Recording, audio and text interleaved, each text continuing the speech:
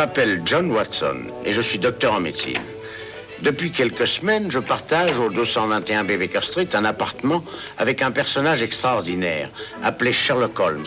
Et depuis le premier jour, chacun de mes retours à la maison équivalait à une véritable aventure. Chaque fois, je me demandais ce qui m'attendait. Et ce que je trouvais dépassait souvent mes prévisions les plus pessimistes. Mais ce soir-là, j'étais bien décidé à ne pas me laisser entraîner dans une nouvelle histoire.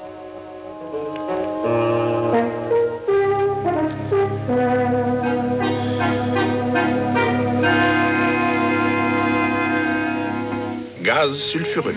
Oh! Vous vous rappelez l'affaire Dietrich, où la défense a essayé de prouver que l'accusé n'avait pu fabriquer le poison sans l'aide d'un chimiste expérimenté? Non. Eh bien, je suis en train d'essayer de le faire. Avec des ustensiles de cuisine et un livre scolaire de chimie élémentaire. Je savais bien que j'y arriverais, Watson.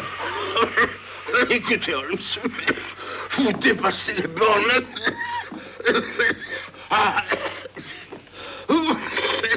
Cette femme était bien coupable et habile avec ça. Holmes, n'oubliez pas que nous vivons dans cette pièce. Je ne comprends pas que l'accusation n'ait pas pensé à ça. Il y a un homme qui arrive dans la rue en fiacre. Je pense qu'il vient nous voir. Avez-vous remarqué autre chose chez notre visiteur? Voyons, je dirais qu'il doit avoir dans les 30 ans. Il est habillé de façon correcte. Un homme aux moyens modestes. Qu'en pensez-vous, Holmes? Je ne pense rien. Ce n'est pas moi qui l'ai vu. C'est vous. Ah oui, très juste. Ah, excusez-moi. Bonjour, monsieur, entrez, je vous en prie. Je suis bien chez monsieur Sherlock Holmes. Oui, oui, oui. Oh, gaz sulfureux. Oh. Monsieur Holmes s'amuse à faire des expériences. C'est lui, monsieur Holmes. Ravi de vous rencontrer, monsieur Holmes. Enchanté. Je m'excuse de venir ainsi vous déranger sans avoir pris rendez-vous, monsieur Holmes, mais c'est urgent. Je vous présente mon ami et associé, le docteur Watson. Très heureux. Enchanté. Je vous écoute, monsieur Winthrop. Monsieur Harvey Winthrop, n'est-ce pas? Nous sommes-nous déjà rencontrés? Non, mais vous ne devez pas sous-estimer votre réputation. Ne restez pas là. Asseyez-vous. Merci. Tenez là.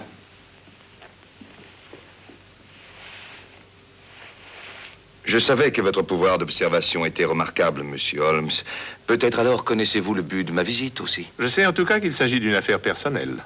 Comment le savez-vous? C'est toujours une affaire personnelle qui amène les gens à me consulter plutôt que la police. Ah, naturellement. La raison pour laquelle je viens vous voir concerne en réalité mon frère aîné, John. C'est lui qui gère les biens de la famille. Si jamais il venait à mourir, je serais seul héritier. Sa mort serait-elle imminente? C'est-à-dire que sa vie a été menacée. De quelle façon? Je note que vous ne demandez pas par qui. Vous avez pris soin de faire ressortir que vous seul bénéficieriez de la mort de votre frère. Si vous saviez qui l'a menacé, il vous serait indifférent d'établir votre propre innocence. Vous avez raison. J'ignore quelle est la personne qui l'a menacé. À dire vrai, j'ignore même s'il s'agit d'une personne. Je vous demande pardon. Il est possible que ce soit une chose, docteur Watson. Dans le cas actuel, l'héritage de toute vieille famille, la légende familiale. Quelle est la légende des Winthrop? Tout membre de la famille est destiné à mourir de mort violente s'il trouve sur ou près de lui des pièces d'argent. Des pièces d'argent? Ah oui, des pièces d'argent comme celles que les pirates appelaient pièces du destin. C'est exact, docteur Watson. Pièces du destin en guise d'avertissement. Et au moment de la mort, un doublon en or. Y a-t-il une signification spéciale attachée à ces pièces dans votre cas? Il y a 30 ans, mon père se tua en tombant dans les escaliers du salon principal du manoir. On retrouva un doublon en or auprès de lui. Mais quelqu'un a-t-il été témoin de sa chute? Non. Le manoir fut fermé et resta fermé depuis ce jour-là. Je présume que votre frère a découvert plusieurs pièces d'argent. Tous les jours, depuis plusieurs jours. Je vois. Quelles furent ses réactions? Il a décidé pour la première fois en 30 ans de réouvrir le manoir. Afin de défier la légende? Exactement. Nous y allons passer ce week-end. Qui ça, nous? Mon frère, ma fiancée et moi-même. Et j'aimerais que vous deux, monsieur Holmes et le docteur Watson, veniez aussi. Merci beaucoup, monsieur. Avez-vous d'autres preuves de la mort violente de votre père? J'étais bien jeune en ce temps-là. Mais j'ai encore devant les yeux le cadavre de mon père au bas de l'escalier. Le docteur Watson et moi-même arriverons au manoir dès vendredi soir. Merci beaucoup. Si je puis vous être utile d'ici là, si jamais il y a une question que vous aimeriez me poser, surtout n'hésitez pas à faire appel à moi. Bien entendu, merci. Merci encore, messieurs. Mais de rien, voyons. Alors, Holmes, qu'en pensez-vous? Je pense qu'il est stupéfiant de voir jusqu'à quel point les gens peuvent obscurcir le simple fait de meurtre ou de menace de meurtre. Vous ne croyez pas à la légende? Quelle sottise. Voyons, après tout, Holmes, vous dites vous-même que ces genres de choses ont très souvent une base tangible. L'odeur persiste. Aucune mention de ça n'a été faite dans l'affaire Dietrich. Je suis un homme de science, moi aussi, Holmes, vous le savez. Et je reconnais que des choses arrivent tous les jours auxquelles on ne peut donner aucune explication. Et comment donc Madame Dietrich a-t-elle pu éliminer l'odeur? Évidemment, c'est aussi valable dans le sens inverse. Winthrop a lui-même admis que dans le cas où son frère mourrait, c'est lui qui deviendrait l'héritier de la fortune. Sa visite n'est peut-être qu'un coup de bluff. Découvrir un meurtrier, Watson, est infiniment plus facile que l'empêcher de tuer. Nous avons accepté de passer un week-end dans un vieux manoir qui est resté fermé pendant 30 ans. Nous devrons ouvrir l'œil et nous devrons attendre. Et quand l'heure sera venue, vous et moi arrêterons la personne, les personnes ou les fantômes prêts à commettre le meurtre prédit par la légende.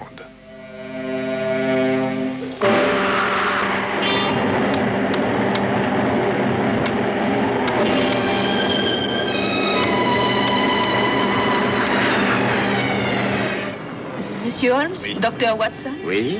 entrez, messieurs. Merci.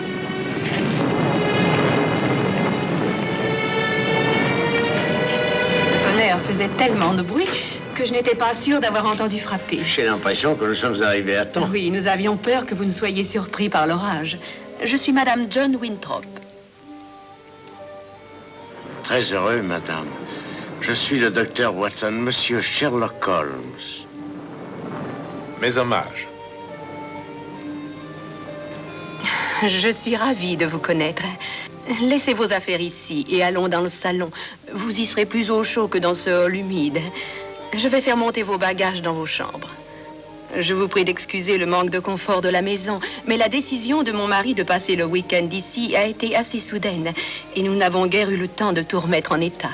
Ne vous inquiétez surtout pas pour nous, madame. Je suis sûr que nous serons très bien. Oh, vous êtes là. Heureusement, vous êtes arrivé avant l'orage. Je vois que vous connaissez déjà ma belle-sœur. C'est elle qui nous a reçus.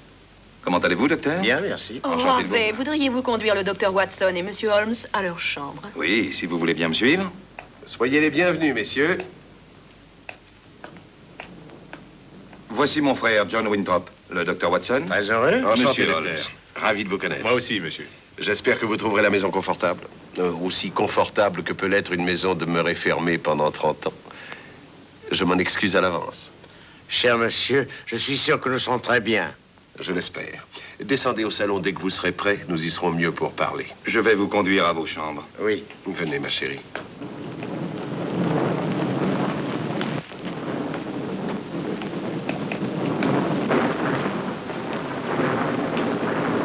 Vous ne nous aviez pas dit que votre frère était marié.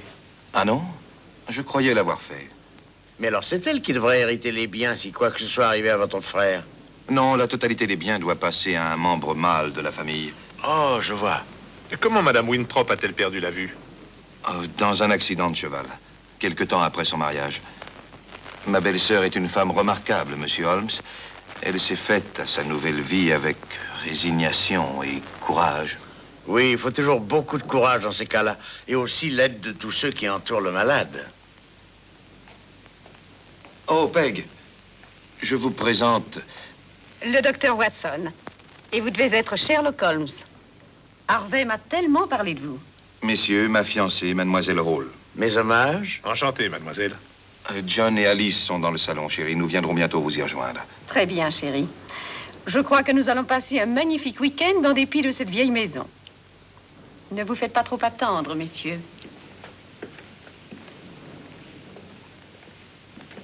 Vous avez de la chance, monsieur Winthrop. Elle est ravissante.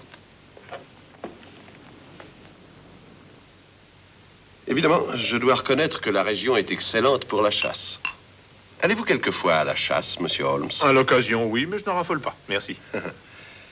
Ma femme trouve que c'est trop dangereux. Elle a toujours peur que je me casse le cou.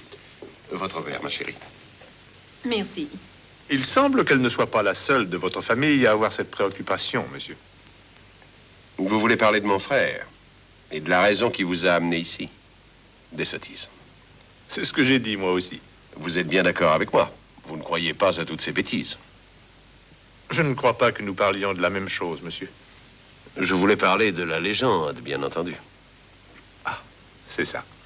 Puis-je vous demander quelles précautions vous avez prises? Qu'aurais-je pu faire? Comment combattre un mythe? Quelle est votre opinion, monsieur Holmes?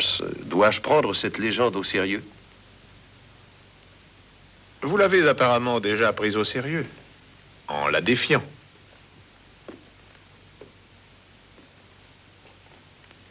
Et en venant jusqu'ici pour prouver qu'elle n'existe pas.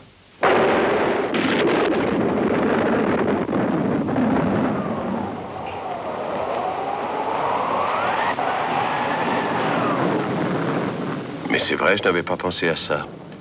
Vous avez raison. Mais voyons ça sous un autre angle. Croyez-vous réellement que la légende soit vraie? Nous devons envisager la question sous deux angles, monsieur. Si la légende est vraie et dépasse notre entendement, votre vie est menacée par une force surnaturelle. Si nous rejetons ce point, alors la menace a une source très naturelle. Mais dans les deux cas, la menace demeure. Oui, évidemment. Mais enfin, il n'y a que nous 6 ici, monsieur Holmes. Voyons, si un danger menace John, il ne peut pas venir de l'un de nous. Il n'y a que nous 6 pour l'instant, mademoiselle Hall.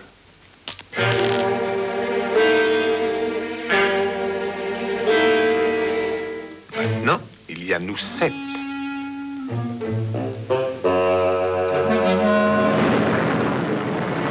John, qu'est-ce que c'est?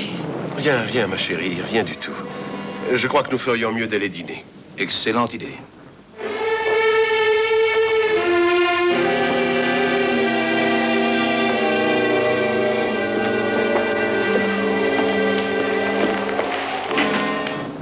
Je n'aime pas ça, Holmes.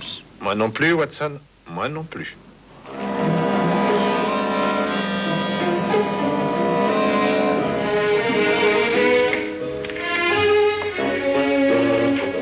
Ah, c'est vous, Watson.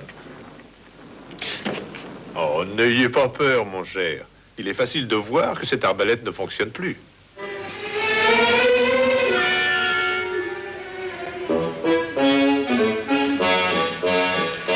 Vous reconnaîtrez qu'il m'était difficile de m'en apercevoir d'ici, Holmes. Elle semble marcher après tout.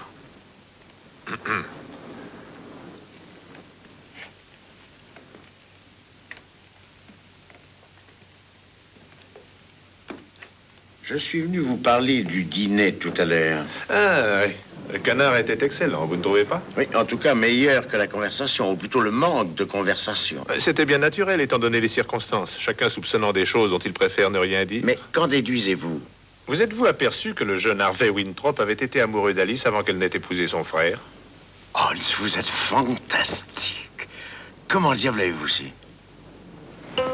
C'est lui qui me l'a dit. Auriez-vous une allumette, Watson? Oui, du moins j'en avais tout à l'heure.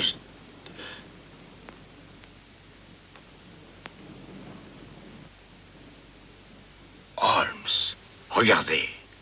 Eh oui, c'est moi qui l'ai mise dans votre poche pendant le dîner. C'est vous qui... Oui, pour prouver combien il est facile de faire ça à quelqu'un sans qu'il s'en aperçoive. Mais, enfin, Holmes, vous rendez-vous compte que... Eh bien...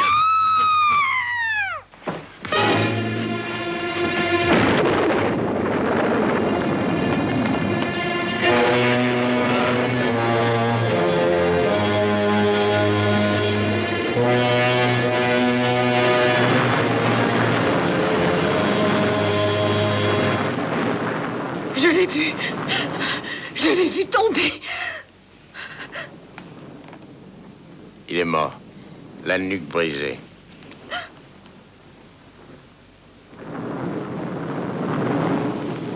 Un doublon en or. Que se passe-t-il? Mon Dieu! Pourquoi ne me dites-vous rien? Qu'est-il arrivé?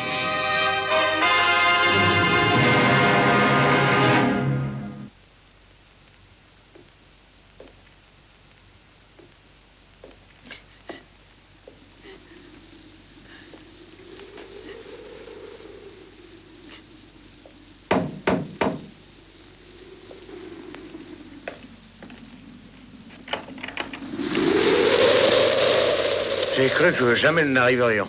Les routes deviennent impraticables. Harvey Winthrop. Bonsoir, monsieur. Pourriez-vous réunir tout le monde afin de régler cette affaire le plus rapidement possible? Oui, où est le corps? Il est là-bas. La nuque brisée, mort instantanée. Mais qu'est-ce que c'est que celui-là? Bonsoir, mon ami. Ça, c'est Monsieur Holmes. Je vous ai parlé de lui en venant. Ah oui, je suis enchanté, monsieur Holmes. Enchanté de collaborer avec vous. Oh,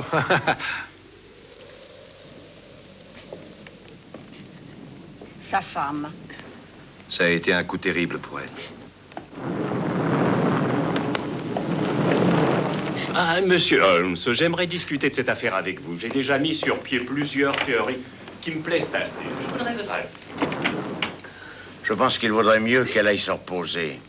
Ceci la fera dormir. Merci, docteur. Le docteur Watson m'a rapidement mis au courant de la légende pendant le trajet, et je pense très franchement, monsieur Holmes, que nous avons affaire à une force diabolique. Holmes, vous êtes fou. Enfin, voyons. Voudriez-vous m'expliquer ce que vous faites? un bouton. C'est tout ce que j'ai pu faire. Remarquez bien, Watson, je suis presque arrivé à arracher un bouton. Oh, ça m'étonne pas avec toutes ces acrobaties. Allez-vous rester assis comme ça toute la soirée? Alors que feu Monsieur John Winthrop est tombé tout le long d'un escalier de pierre aux arêtes particulièrement aigus sans abîmer ses vêtements. Que dites-vous? Il faut que j'aille voir ça. Oui, vous ferez bien. Il n'a peut-être pas perdu de bouton, mais il a eu le cou complètement brisé, je me permets de vous le rappeler. Je ne l'ai pas oublié, mon cher Watson.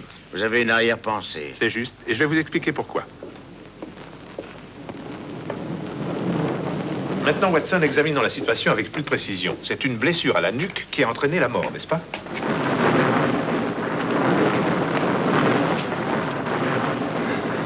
C'est sûr. Il a certainement dû heurter une marche en tombant. De la pierre et l'arête est coupante. La blessure ne devrait-elle pas être plus profonde, Watson? Voulez-vous la réexaminer, s'il vous plaît?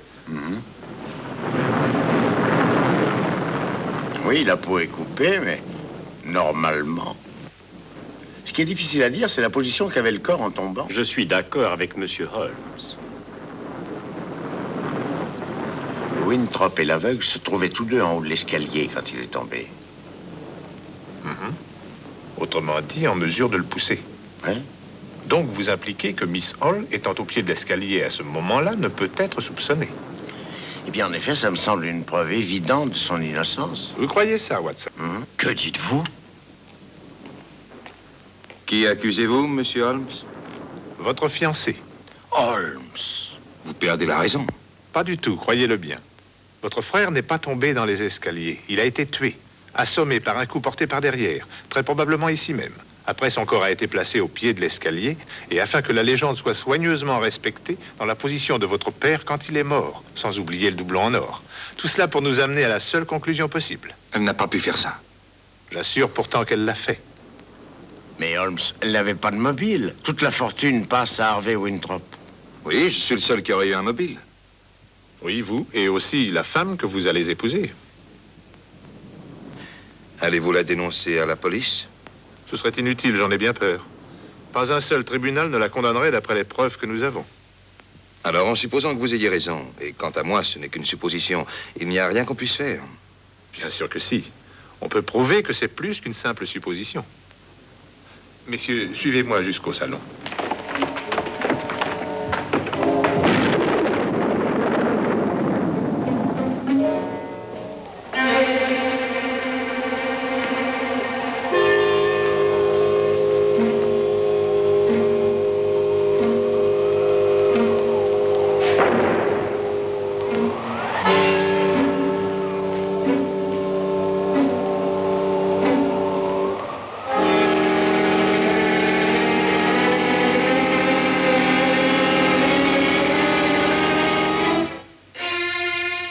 J'ai eu peur. J'ignorais que vous étiez là. Je jetais un dernier coup d'œil, on ne sait jamais. Je comprends. Désirez-vous me voir? Non, pas spécialement, mademoiselle. Vous m'excuserez, j'ai encore des choses à vérifier. Le reste dépend maintenant de vous seul.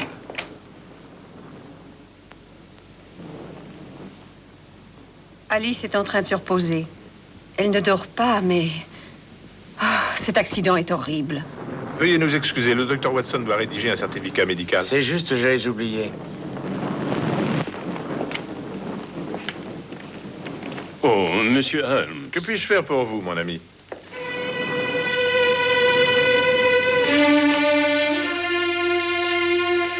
Sir Holmes, quel curieux homme.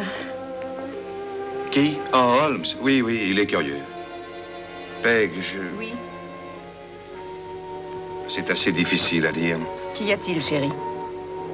À la suite de ce qui vient de se passer, je crois que nous devrions remettre notre mariage. Remettre notre... Mais pourquoi? Eh bien, toutes les formalités à remplir vont me prendre du temps. Ne vous inquiétez pas pour moi, surtout. À vrai dire, c'est à Alice que je pensais. Alice?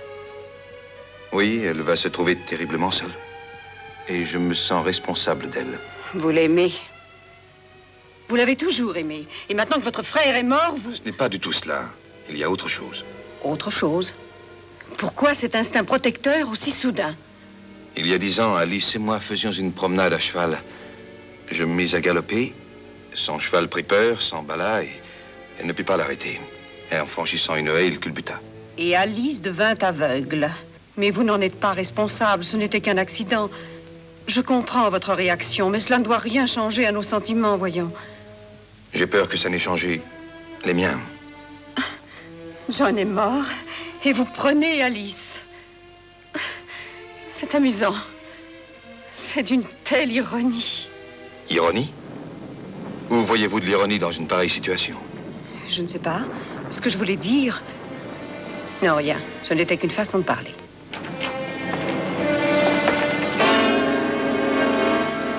Avec un excellent choix de mots, je vous l'accorde. Hélas, je ne vous le cacherai pas, nous écoutions aux portes. N'y a-t-il rien que vous voudriez avouer, Miss Hall? Qu'est-ce que ça veut dire? Vous parliez d'ironie. C'était le mot approprié. Avoir assassiné John Winthrop et voir Harvey vous frustrer du magot au bénéfice d'Alice, n'est-ce pas là une ironie du sort? Vous êtes fou. Comment aurais-je poussé John dans les escaliers puisque je me trouvais alors au pied de ceux-ci? Où vous occupiez la position idéale pour le frapper avec ceci, qu'ensuite vous avez soigneusement plongé dans le feu afin de faire disparaître toute trace du coup porté. Aucun tribunal en ce monde ne me condamnera sur de telles preuves. Vous avez raison, Miss Hall. Mais vous connaissez les faits. Et nous les connaissons aussi.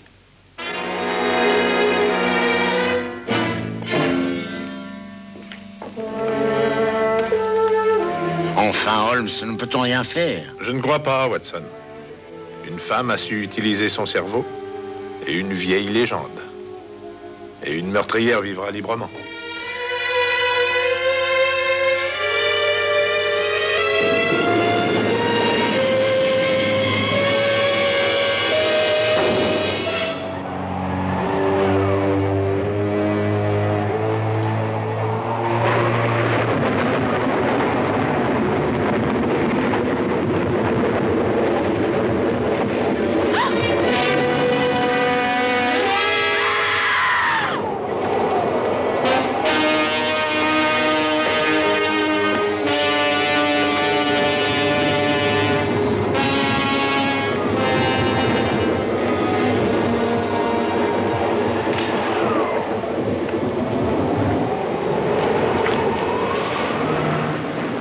C'est un doublon en or. Et elle disait qu'aucun tribunal de ce monde ne pourrait la condamner.